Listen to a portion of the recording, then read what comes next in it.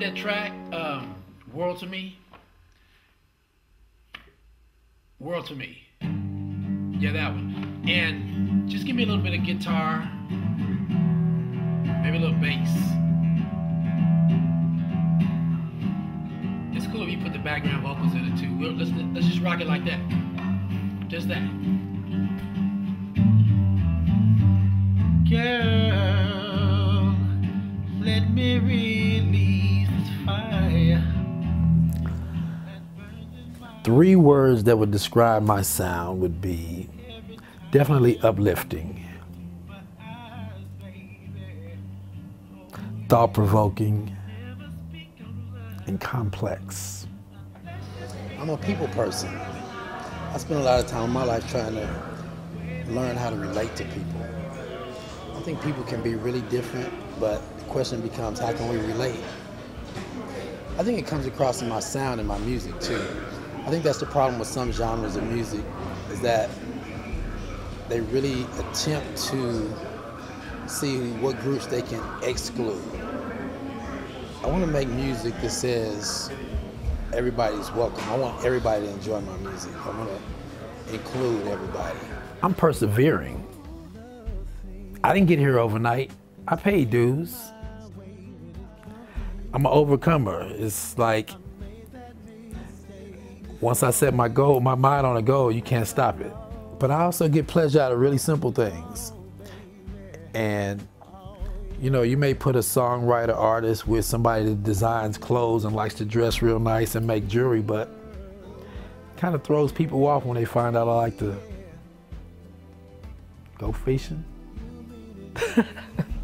No, man, but I like stuff like that, man. I like skiing, camping, just being outside, man, and enjoying nature, man. That's all me, man. I like it all. The intent of this album was that I wanted to make an album that would affect people. But this is that feel-good album that just gets down and hits you where you live and just gets down in your soul and in your spirit. I'm multi-dimensional. There's a lot of different facets to me. I enjoy and I'm good at a lot of different things. When I first went to college, I studied radio, TV, and film. I wanted to be a sports broadcaster. Then later on, I ended up in fashion school. And right now, I'm working on developing a jewelry line that I want to put out a little later in my career. I'm really a laid-back person, but I can also be really intense, especially when it comes to working on my craft. I think that's the artist in me that needs to see something finished from beginning to end. And because I put so much into it, I'm also sensitive. I want people to like me. I want people to like what I do. And I don't want to sound vain, but I want people to appreciate what I do. I think the music industry needs an enema. I think this project is a project that could get music back on track. I think artists have forgotten what their roles were. As artists and writers, we've been given a gift. I remember I was working with a singer. He was demoing a song for me, and he posed a question to me that I thought was very profound, or the answer. He asked me, why do you sing? And he said, the reason why I sing is because I can. And it had never occurred to him that maybe he should say something that meant something and that could affect somebody. I was inspired by artists like Otis Redding, Marvin Gaye, the Beatles, Bill Withers, George Clinton.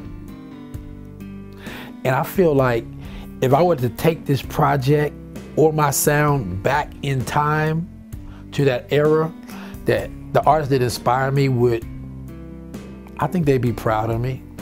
I would even go as far as to say that I think they would embrace me as one of their peers.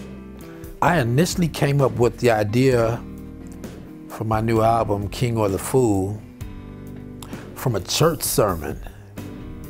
Originally, it inspired a song. And then I saw the concept as being so big, I decided I'd just let it embody the whole project. It's about dualities. How every man has the potential to be good or bad. Also, I was born in the middle of June, which kind of hints that there might be two sides to me, the king or the fool. The Kanye West tracks that I'm connected to would be, let's see, I'll Fly Away from the Dropout, Spaceships, School Spirit, Last Call. Let's see, moving on to Late Registration.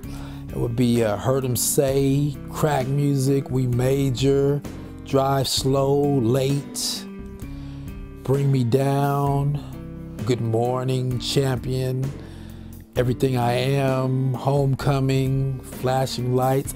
You know, I'm right there with him through the entire process. So I contribute pretty significantly to the projects.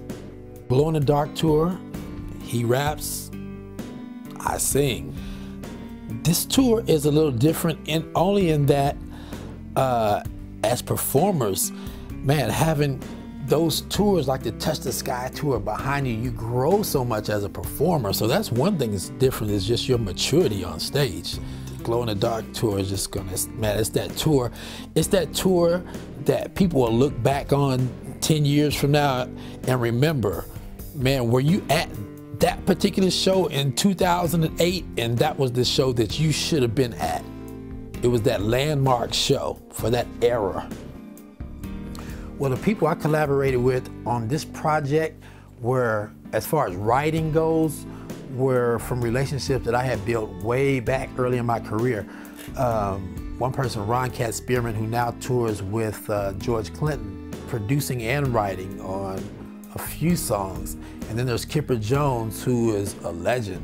He was with the group back in the 80s called Tease, but he's a legendary vocalist as well as songwriter.